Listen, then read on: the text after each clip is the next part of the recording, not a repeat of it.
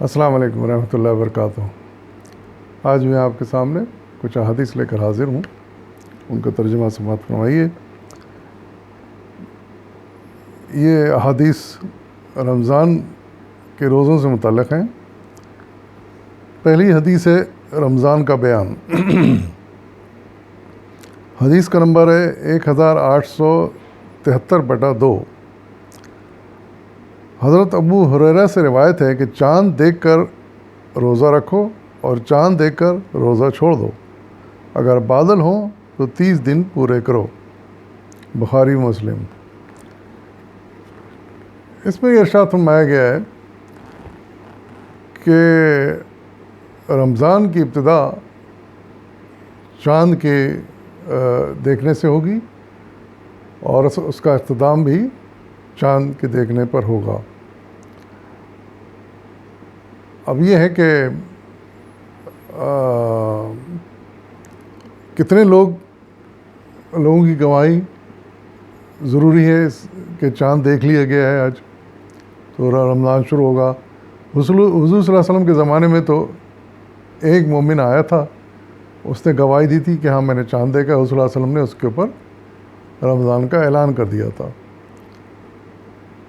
تو آج کل چونکہ کسی کا اعتبار کرنا مشکل ہے، اس لیے ہم کسی ایک شخص کے کہنے پر یہ کام نہیں کر سکتے۔ اس وقت کے مسلمانوں کا تو ایمان ہی کچھ اور تھا، لیکن آج کے مسلمانوں کا حال ہم جانتے ہیں، اپنے فائدے کے لیے وہ کچھ بھی کر سکتے ہیں۔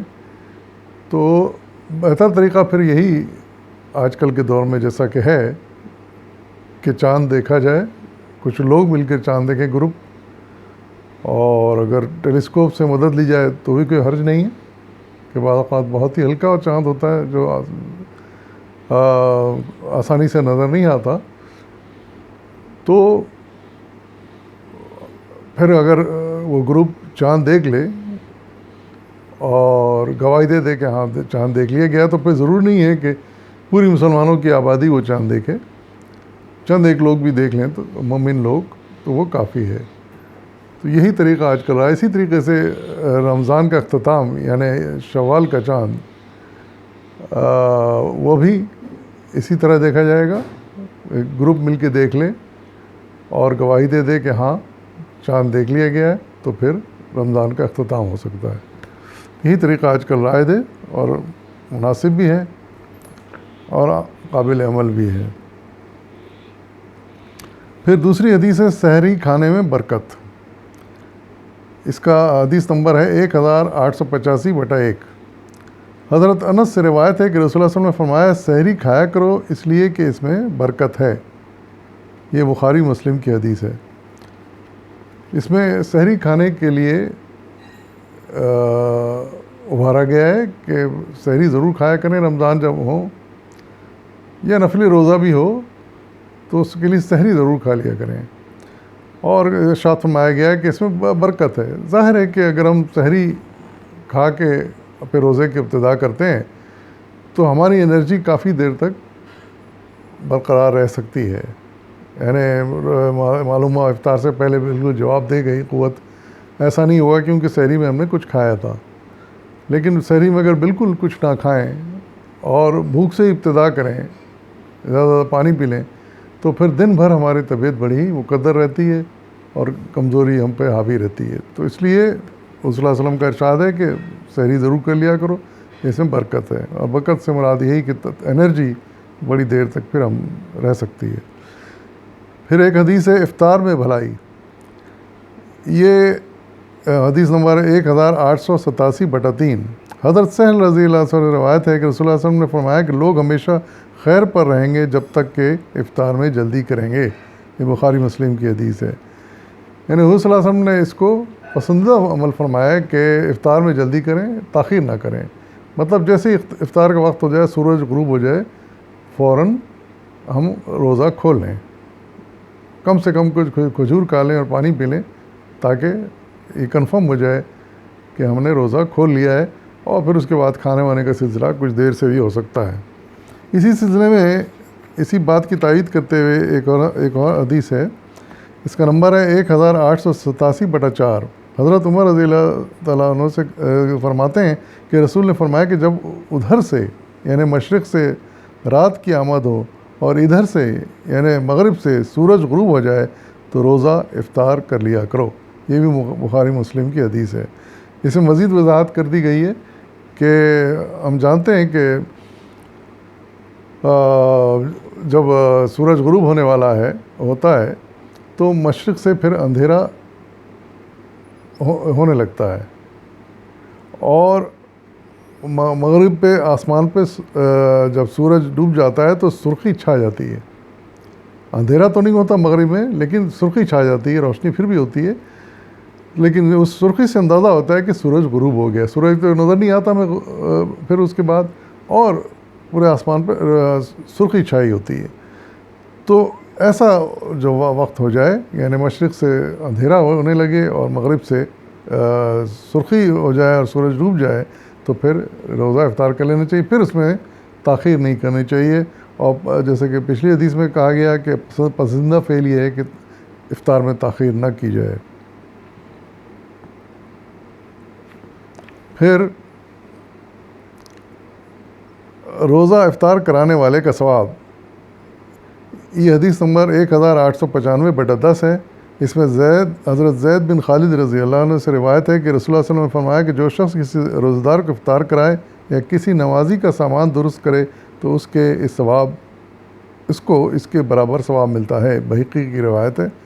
یہ بھی دیکھیے کتنی اچھی روایت ہے، اور لوگوں کو ابھارا گیا اس بات پر کہ روزہ داروں کو افطار کرائیں، بڑی برکت ہے، بڑا ثواب ہے۔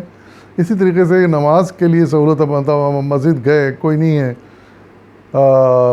جانمازیں بچھانے والا، پنکھا آن کرنے والا، تو یہ اس طرح کے کام اگر مسجد پہنچ کے کر لیے جائیں، یا گھر میں بھی کوئی مہمان آیا اس کے جانماز بچھا دی جائے اور وضو کا اہتمام کر دیا، اس طرح کے کام کر لیں تو اس میں بھی بڑا ثواب ہے، اور حتی الامکان کرنے کی کوشش کرنی چاہیے۔ روزے کا احترام، یہ اگلی حدیث ہے، حدیث نمبر ہے 1902/1۔ حضرت ابو ہریرہ سے روایت ہے کہ رسول اللہ صلی اللہ علیہ وسلم نے فرمایا کہ روزے میں جھوٹ بولنا اور برا کام نہ چھوڑے تو خدا کو اس کی ضرورت نہیں کہ وہ اپنا کھانا پینا چھوڑ دے۔ بخاری شریف کی حدیث ہے یہ بڑی اہم حدیث ہے۔ ہم لوگ اس بات کا خیال نہیں رکھتے ہیں، یعنی ایک طرف تو روزہ بھی رکھتے ہیں، روزے سے بھی ہوتے ہیں، پھر جھوٹ بھی بولتے ہیں، غلط کام بھی کرتے ہیں، زیادتی بھی کرتے ہیں، ناانصافی بھی کرتے ہیں۔ تو یہ اگر ہم اس طرح کی حرکتیں، بے ایمانی بھی کرتے ہیں، ناپ تول میں گڑبڑ بھی نہیں چھوڑتے ہم، لیکن روزے سے ہوتے ہیں، روزدار ہوتے ہیں کہنے کو، تو اس طرح کی حرکت اگر انسان نہیں چھوڑتا تو ارشاد فرمایا جا رہا ہے کہ اللہ تعالیٰ کو ضرورت نہیں کہ انسان اپنا کھانا پینا چھوڑ دے، یعنی اللہ تعالیٰ کو اس بات سے مطلب نہیں کہ وہ کھانا پینا چھوڑ رہا ہے اور روزے سے ہے۔ اصل اللہ تعالیٰ تو یہ دیکھنا چاہتا ہے کہ روزے نے اس کے اخلاق پر کیا اثر ڈالا ہے، کیا وہ اپنے برے کاموں سے، غلط کاموں سے باز آیا نہیں آیا۔ اصل چیز اللہ تعالیٰ یہ دیکھنا چاہتا ہے اس میں۔ تو اگر روزے سے ہوں تو ایسے تو زندگی کے ہر مرحلے پر ان چیزوں کا خیال رکھنا چاہیے کہ ایسے برائیوں مبتلا نہ ہوں، ایسے غلط کام نہ کریں، لیکن خاص طور سے روزے کی حالت میں تو انسان کو حتی الامکان خیال رکھنا چاہیے، حتی الامکان تاکہ روزہ قبول ہو اور اس کے پورے ثواب ہمیں مل سکے۔ ورنہ کیا فائدہ کہ ہم دن بھر بھوکے بھی رہے اور ثواب بھی نہ ملا، تو پھر اس کا کیا حاصل ایسے روزے کا۔ اگلی حدیث ہے حدیث نمبر 1906/6۔ روزے میں بھولے سے کچھ کھا پی لینا۔ حضرت ابو ہریرہ رضی اللہ عنہ سے روایت ہے کہ رسول اللہ صلی اللہ علیہ وسلم نے فرمایا کہ اگر کوئی روزے کی حالت میں بھول کر کچھ کھا پی لے تو وہ اپنے روزے کو پورا کرے، اس لیے کہ جو کچھ اس نے بھولے سے کھایا یا پیا اس کو خدا نے اسے کھلایا یا پلایا۔ بخاری مسلم کی حدیث ہے۔ یہ ہمیں ایک بڑی سہولت حاصل ہے، روزوں میں ہو جاتا ہے، خاص طور سے ابتدائی روزوں میں، کیونکہ ہمیں عادت نہیں ہوتی، ہم بھولے سے کچھ روزے میں کھا پی لیتے ہیں۔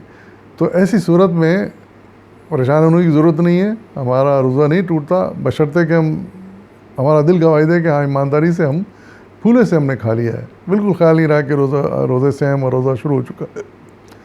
تو پھر حضور صلی اللہ علیہ وسلم کا ارشاد یہ ہے کہ روزہ نہ توڑو، اپنا روزہ جاری رکھو، اور پھر باقی دن میں پورا خیال رکھو رہو کہ کوئی چیز غلط کھا پی نہ جاؤ، لیکن جو کھا لیا یا پی لیا بھولے سے تو اللہ تعالیٰ اس کو معاف کرنے والا ہے. یہ اللہ تعالیٰ کی طرف سے اس کو یعنی یہ سمجھے کہ سہولت مل گئی، تو اب اس کو تسلیم کرنا چاہیے اور روزہ توڑ کے گناہ گار نہیں ہونا چاہیے. روزہ جاری رکھیں اور وقت پر اپنا پھر افطار کریں. یہ چند احادیث تھیں جو روزے سے متعلق تھیں، اور ہم مسلمانوں کو رمضانوں میں ان چیزوں کا خیال رکھنا چاہیے اور طال امکان ان پر عمل بھی کرنا چاہیے. وآخر دعوانا الحمد للہ رب العالمین.